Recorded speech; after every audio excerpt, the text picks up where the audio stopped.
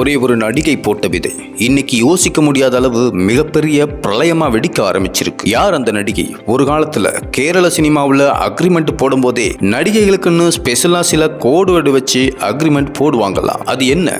இளம் நடிகர்களான பிருத்திவிராஜ், டொவினோ தாமஸ் இவங்க ரெண்டு பேரும் இப்போ செஞ்சிருக்கிற விஷயத்தால பெரிய நடிகர்கள் எல்லாம் ஆடி போயிருக்காங்களா? அவங்க அப்படி என்ன செஞ்சாங்க? இதெல்லாம் பத்தி தான் இன்னைக்கு நாம பார்க்க போறோம். கேரளான்னு சொன்னாலே பிரச்சனை தான் இப்போ பேரு கிடைச்சிருக்கு. ஏன்னா நிஃபா வைரஸ் கேரளாவில் தான் கண்டுபிடிச்சாங்க. கொரோனா முதல்ல இந்தியாவில் கண்டுபிடிச்சதும் கேரளாவில் தான். நிறைய இயற்கை பேரிடர் நடக்கிற மாநிலம்னு இப்படி பல விஷயங்களை அடுக்கிக்கிட்டே போகலாம். வயநாடு பெரும் பிரளயம் முடிஞ்சு இன்னும் ஒரு மாசம் கூட முழுசா ஆகல. அதுக்குள்ள திரும்பவும் கேரளா இந்தியா முழுக்க ஹாட் டாபிக்கா உருவாகி இருக்கு. இதுக்கு காரணம் ஹேமா கமிட்டி கொடுத்த அந்த அறிக்கை.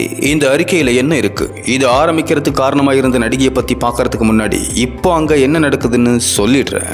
மலையாள சினிமாவில் நடக்கிற வன்கொடுமைகள் பத்தி நீதிபதி ஹேமா தலைமையிலான கமிட்டி சுமார் 7 வருஷம் ரொம்ப தீவிரமா விசாரணை நடத்தி சின்ன துரும்பையும் விடாம சேர்த்து வச்சு 233 பக்கத்துக்கு ஒரு அறிக்கையை கேரள கவர்மெண்ட் கிட்ட கொடுத்திருக்காங்க. அந்த அறிக்கையில வன்கொடுமையால பாதிக்கப்பட்ட பல நடிகைகளோட குமுறல்களும் மலையாள சினிமாவோட ஜாம்பவான்னு சொல்லப்படுற பல முன்னணி நடிகர்கள், இயக்குனர்கள்னு பல பேரோட பெயரும் இருக்கிறதா சொல்லப்படுது. அந்த அறிக்கை மேல அரசு இன்னும் நடவடிக்கை எடுக்கல. ஆனா அதுக்குள்ள முன்னாடி பாதிக்கப்பட்ட நடிகைகள் இப்போ ஓப்பனா தனக்கு நடந்த விஷயங்களை நடிகர்கள் பேரோட வெட்ட வெளியில போட்டு உடைக்க ஆரம்பிச்சிட்டாங்க.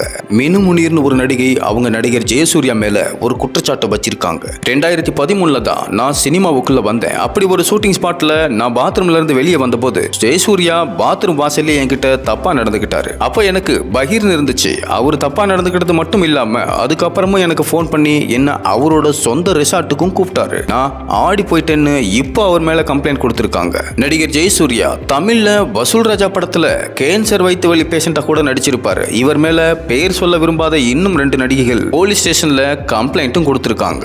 இது ஒரு கதை தான். இதே மாதிரி பெரிய இயக்குனர் மேலையும் பெரிய நடிகர்கள் மேலையும் சைடு ஆக்ட்ரஸ், மேக்கப் உமன், டான்சர்னு நிறைய பெண்கள் தொடர்ந்து கம்ப்ளைண்ட் கொடுத்துக்கிட்டே இருக்காங்க. ஒரு பக்கம் இப்படி ஒரு விஷயம் நடக்கும் போது இன்னொரு பக்கம் மலையாள திரைத்துறை சங்கத்தோட தலைவர் மோகன்லால் உட்பட அந்த சங்கத்தில் இருந்த மொத்த 17 பேரும் தங்களோட பதவியை ராஜினாமா பண்ணியிருக்காங்க. இது இன்னும் பெரிய சர்ச்சையா உருவாகி இருக்கு. இதுக்கான காரணத்தை பின்னாடி சொல்றேன்.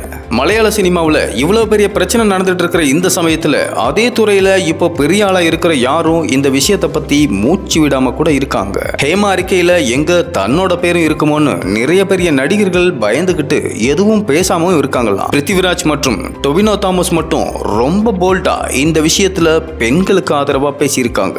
அவங்க பேச்சை கேட்டு மோகன்லாலே ஆடி போயிருக்காரா. ஹேமா அறிக்கை எனக்கு எந்த அதிர்ச்சியையும் ஆச்சரியத்தையும் கொடுக்கல. ஏன்னா இங்க ஏற்கனவே இப்படி நடந்துச்சுன்னு சொல்றதை விட இன்னமும் அப்படித்தான் நடக்குதுன்னு சொன்னா சரியா இருக்கும். ஹேமா கமிட்டியோட அறிக்கை வெட்ட வெளிச்சமாச்சுன்னா நிறைய பெரிய தலைகளோட தலைகளும் உருள வாய்ப்பு இருக்கு. யாரு தப்பு பண்ணியிருந்தாலும் அவங்களுக்கு நிச்சயம் கடுமையான தண்டனை கொடுக்கணும்னு சொல்லியிருக்காரு நடிகர் பிருத்திவிராஜ். மலையாள சினிமா சங்கத்துல ஒரு பொறுப்புல இருக்கிற டொவினோ தாமஸ், நான் என்னோட பதவியெல்லாம் ராஜினாமா செய்யல. இந்த விஷயம் சினிமா மட்டும் இல்லாம எல்லா துறைகளையும் தான் நடந்துகிட்டு இருக்கு. பெரிய நடிகரோ சின்ன நடிகரோ பாரபட்சம் பார்க்காம எல்லாருக்கும் கண்டிப்பா தண்டனையை கொடுக்கணும். பாதிக்கப்பட்டவங்களுக்கு சங்கத்தோட நிர்வாகியா என்னால முடிஞ்ச உதவியை கண்டிப்பா நான் செய்வேன்னு சொல்லி இருக்காரு. சரி, மோகன்லால் குரூப் ஏன் ராஜினாமா பண்ணாங்கன்னு ஒரு சூப்பர் விமர்சனத்தோட கலந்த விளக்கத்தை கொடுத்திருக்காங்க நடிகை பார்வதி திருவேத்து.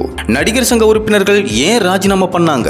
ஹேமா கமிட்டி அறிக்கை வந்ததும் அதுல என்ன இருக்குன்னு அரசோட சேர்ந்து விவாதிச்சு பாதிக்கப்பட்டவங்களுக்கு ஆதரவா நிக்கிறது தான் சங்கத்தோட வேலை. அதை விட்டுட்டு இப்படி கோழைத்தனமா நிர்வாகினா எல்லாரும் கேள்வி கேட்பாங்களே, அவங்களுக்கெல்லாம் பதில் சொல்லணுமேனு ராஜினாமா பண்ணியிருக்காங்க. இது கொஞ்சம் கூட சரியில்லைன்னு கடுமையா விமர்சிச்சிருக்காங்க. இவ்வளவு பெரிய விஷயமும் எங்க ஆரம்பிச்சதுன்னு பார்த்தா 2017 வருஷம் நடிகை பாவனாவுக்கு திருமண நிச்சயம் நடக்க போற சமயத்துல மலையாளத்துல பெரிய ஹீரோவான திலீப் பாவனாவை கடத்தி கார்ல வச்சு கொடுமை பண்ணி அதை வீடியோவை எடுத்து வெளியில சொன்னா வீடியோவை ரிலீஸ் பண்ணிடுவேன்னு மிரட்டி இருக்காரு. ஆனா எதுக்கும் பயப்படாத பாவனா ரொம்ப துணிச்சலா தனக்கு நடந்த அத்தனை விஷயங்களையும் ஒண்ணு விடாம போலீஸ், நீதிமன்றம், மீடியா, நேஷனல் மீடியான்னு எல்லா இடத்துலயும் சொன்னாங்க. இவங்க கொடுத்த கம்ப்ளைண்ட்னால திலீப் அரெஸ்ட் செய்யப்பட்டு ஜெயிலையும் இருந்தார். அதோட பாவனா எந்த படம், நிகழ்ச்சின்னு சினிமா சார்ந்து எங்கேயும் போகாம முடங்கிட்டாங்க. இந்த பிரச்சனையை பெருசாக்கி கவர்மெண்ட் கிட்ட கொண்டு போனாங்க. அப்பதான் அரசு இந்த விஷயம் இன்னும் மலையாள சினிமா துறையில் நடக்கிற மொத்த விஷயத்தை பத்தியும் விசாரிங்கன்னு சொல்லி நீதிபதி ஹேமா தலைமையில 15 பேர் கொண்ட குழு அமைச்சாங்க. அதோட அறிக்கை தான் இத்தனை வருஷம் கழிச்சு இப்ப வெளியாகி இருக்கு. இப்ப இருக்கிற பெரிய நடிகைகளான பார்வதி திருவேத்து, பிருத்திவிராஜ், டொவினோ தாமஸ் போன்ற எல்லாரும் ஒன்னா நின்னு அறிக்கையில இருக்கிறத வெட்ட வெளிச்சத்துக்கு கொண்டு வரணும், இல்ல பாதிக்கப்பட்டவங்களுக்கு ஆதரவா குரல் கொடுத்து கொஞ்சம் பெருசா அழுத்தம் கொடுத்தாங்கன்னா இந்த விஷயம் இன்னும் பெரிய பூதகமா உருவாக வாய்ப்பு இருக்குன்னு சொல்லப்படுது. அந்த காலத்துல எல்லாம் ஒரு படத்துல நடிக்க நடிகைகள் ஒப்பந்தம் செய்யும் போது அவங்க அக்ரிமெண்ட்ல 2 ஆப்ஷன் இருக்குமா. ஒன்னு ஏ, அதாவது ஆக்டிங் மட்டும், இன்னொன்னு பி, பெட்ரூமும் கூட சேர்ந்துதான். இப்படி எல்லாம் அக்ரிமெண்ட்லயே குறிப்பிட்டு நடிகையை பிளாக்மெயிலும் பண்ணுவாங்களாம். இந்த அறிக்கையை வச்சு குற்றவாளிகள் மேல நடவடிக்கை எடுக்கணும்னு எதிர்க்கட்சிகள் எல்லாம் ஒண்ணு கூடி சொல்லிட்டு வர்றாங்க. ஹேமா அறிக்கை சினிமாவில் மட்டும் இல்லாம அரசியலையும் பெரிய புயலை கிளப்பி இருக்கிறதாவும் சொல்றாங்க. அடுத்து என்ன நடக்கும்னு வெயிட் பண்ணி தான் பார்க்கணும்.